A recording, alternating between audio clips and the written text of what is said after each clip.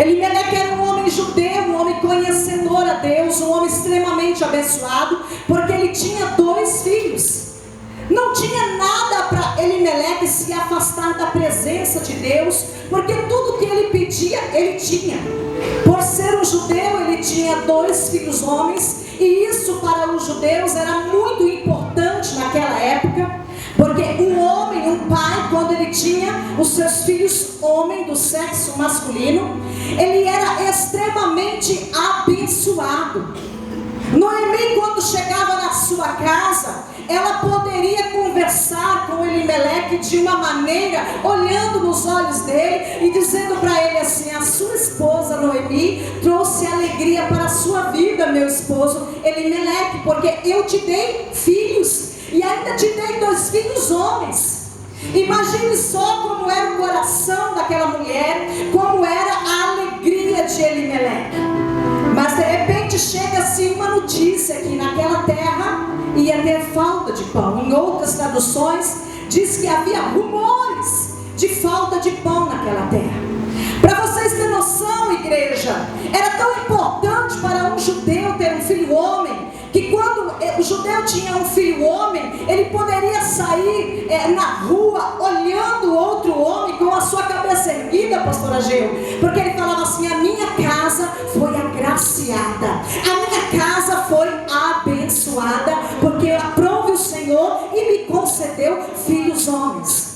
Naquela época, o judeu, quando a sua esposa tinha filhas mulheres, ele simplesmente ficava afastado da sua esposa por cerca de 40 dias. E todos esses dias, segundo os historiadores da Bíblia Sagrada, ele tinha que ir ao templo, rasgar as suas vestes e ainda dizer para o sacerdote: a minha casa está impura, a minha casa não foi agraciada pelo pai, porque eu tenho uma filha mulher. Era vergonhoso para um judeu dizer isso, mas quando nascia um homem do sexo masculino dentro da sua casa, ele simplesmente ficava afastado da sua mulher por 7 dias, mas 7 dias ele glorificava a Deus, porque a bênção chegou dentro da casa dele. Eu estou dizendo um pouquinho sobre a vida dessa família, para você entender o que Deus quer falar conosco. Eu gosto muito da palavra de Deus, irmãos. Eu não sou contra a profecia, eu não sou contra o reteté, porque eu nasci no fogo, eu vivo no fogo e eu vou subir no fogo. Mas eu gosto mais ainda da verdadeira palavra, que é a profecia de Deus. Portanto, coma ela nesta noite e vai glorificando o nome do Senhor, porque a palavra transforma, a palavra renova, a palavra muda, a palavra traz vitória.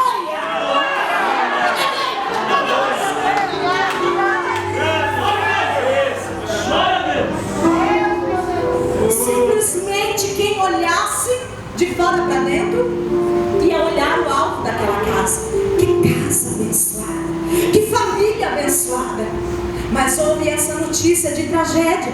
E quando houve essa notícia de tragédia, simplesmente Elimeleque, como na posição de judeu, o que ele deveria ter feito? Consultado a Deus, ido no templo, falado com o sacerdote. E agora, eu estou ouvindo falar que em Belém vai ter falta de pão. O que nós vamos fazer? O que o senhor quer que eu faça? Quer que eu faça uma campanha de 12 dias? Quer que eu dobre o meu joelho? Me fala uma coisa, sacerdote, porque isso vai acontecer. Não, meus queridos. Elimeleque simplesmente falou assim, ó, chegou na sua casa, chamou a sua esposa Noemi, chamou os seus filhos Manon, Quilion, e falou assim, ó, vamos arpar daqui dessa cidade, porque aqui nessa cidade vai começar a ter falta de pão. A gente vai em busca de um outro lugar. Ai, irmãos, o crente quando sai fora da direção de Deus, não pergunta a Deus, não fala para Deus, paga o preço. Eu não sei porque Deus me trouxe aqui nesta noite para dizer essa palavra para você, mas permaneça em Belém. Não importa a notícia que você está ouvindo, que a tua terra vai voltar pão, que a luta está vindo.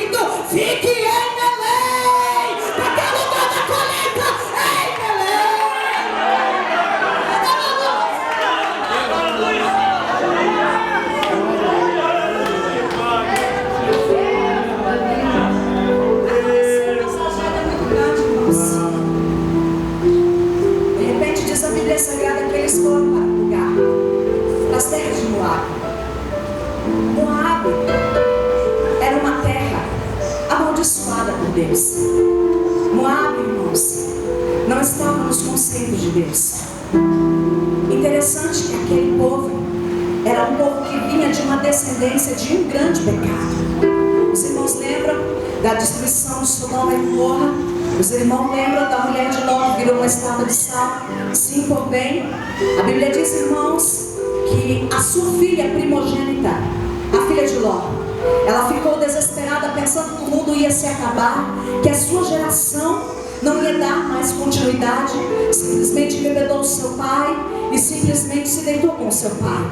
Ali nasceu aquela descendência, a descendência de Moabe e de Amon. Então, portanto, era uma descendência que tinha nascido de um pecado muito grande. Imagine só, era uma terra maldita, uma terra amaldiçoada. E de repente um homem judeu que é servo do Senhor, que é conhecedor da palavra de Deus, que foi agraciado pelo Senhor, com 2 filhos homens, com a sua mulher na casa do pai, estando ali juntamente, morando na casa do pão, que é Belém, tendo tudo que ele poderia ter. De repente vai lá para a casa de Moabe. De repente vai lá para aquela terra estranha e para uma terra que era maldita aos olhos do pai. Saiu totalmente da direção de Deus.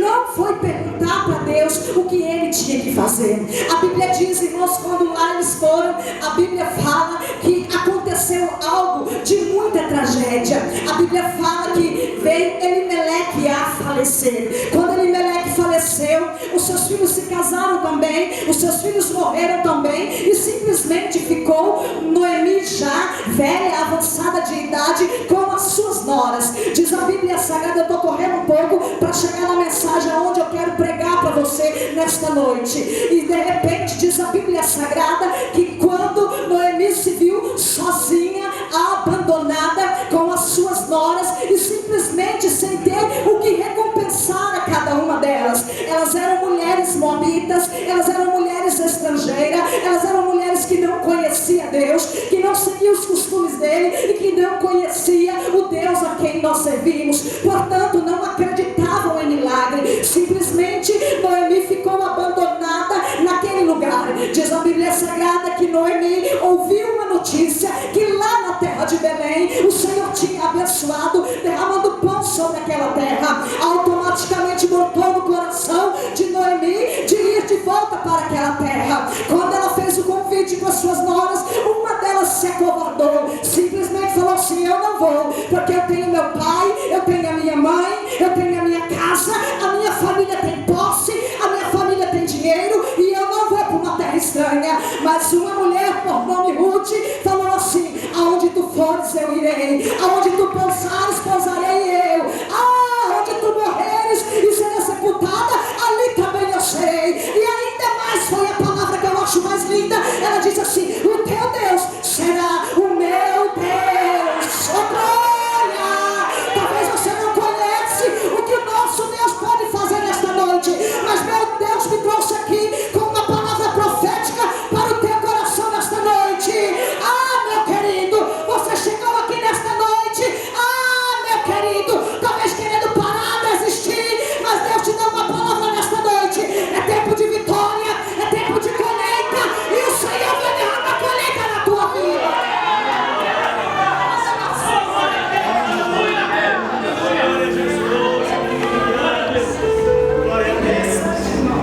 Glória a Deus.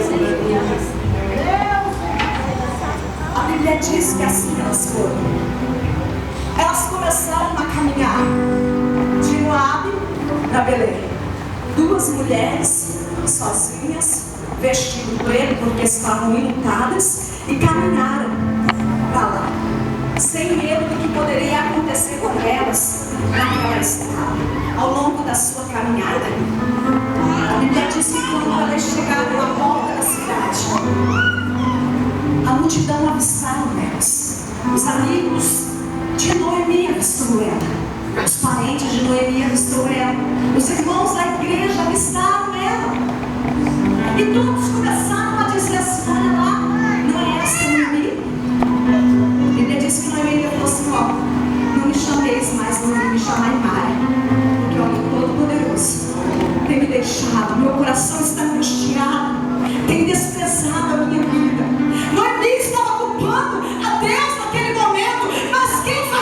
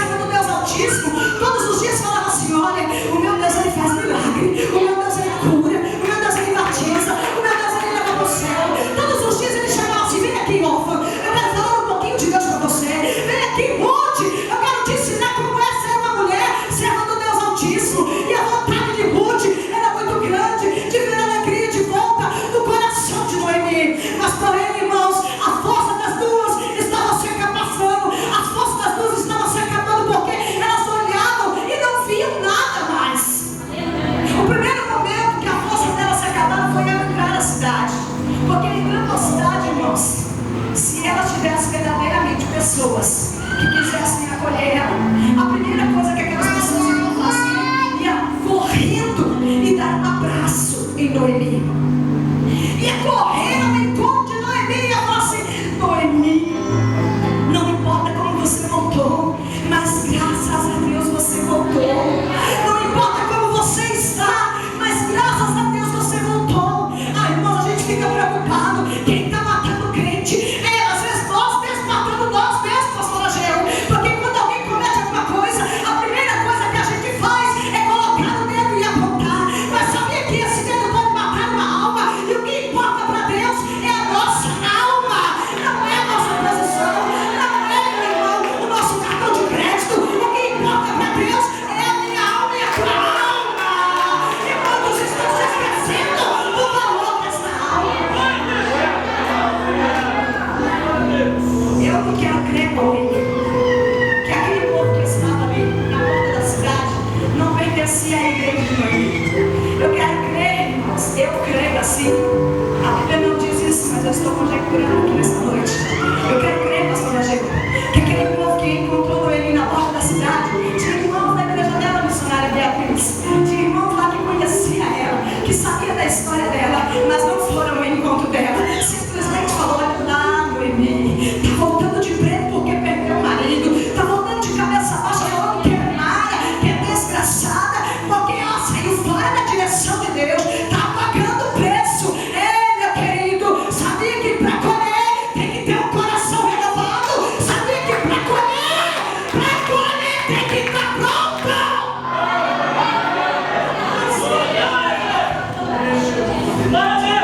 Olha, diz a Bíblia, irmãos, que de repente, lá vai Ruth, se preocupa, a sua sogra falou assim: ó, se preocupa não, eu vou fazer alguma coisa, eu vou trabalhar e eu vou trazer comida para cá. Fome a gente não vai passar. Eu sei que o nosso coração está ferido, eu sei que a nossa alma está ferida, mas fome a gente não vai passar. Não se preocupe. Lá vai Ruth ao encontro de trabalho. Imagina só, estava uma viúva, uma mulher que não veio de uma terra estranha, era estrangeira, não conhecia Deus e de repente começa a procurar trabalho. Quem era aquele que ia conceder o trabalho para ela? Quem era aquele que ia abrir a porta da sua casa ou do seu empreendimento para dar um trabalho para ela? Quem era aquela pessoa que iria fazer isso? Conhecendo quem era Ruth. Mas Ruth, irmãos, oh, glória a Deus, ela tinha vontade. Ruth tinha vontade. E ela tinha vontade de conquistar coisa nova. E ela foi por causa da vontade dela. Mesmo sem forças na sua mão, mesmo sem força dentro do seu coração, mas ela tinha vontade. A Bíblia diz que lá vai Ruth a caminho do trabalho, procurar trabalho. É como é difícil procurar trabalho, né? Quem diz que muito rico aí fala, não é fácil, né? Quando você bate numa porta, simplesmente aquela porta se fecha para você. Diz a Bíblia Sagrada que ela vai e procura trabalho. Eu fico imaginando quantas portas ela bateu e quantas portas foram fechadas para ela, mas continuava a vontade no coração dela, continuava a vontade no coração dela, porque a sua sogra tinha plantado algo e ia ter que chegar o tempo de colher aquele algo. A Bíblia diz, irmãos, que de repente ela foi para o campo. Ela não achou mais nada dentro daquela cidade e foi para o campo. Quando ela chega lá no campo, de repente ela avista, irmãos, uma roça muito grande, um campo muito grande, e lá está um encarregado, irmãos, e aquele encarregado dos servos de Boaz simplesmente avista ela e procura para ela: o que você quer aqui? Ela diz: eu estou procurando trabalho. Quem é você? Eu sou Ruth. Ruth, aonde você é? Eu sou de Moabe, eu sou nora de Noemi, e eu estou aqui procurando trabalho, porque eu preciso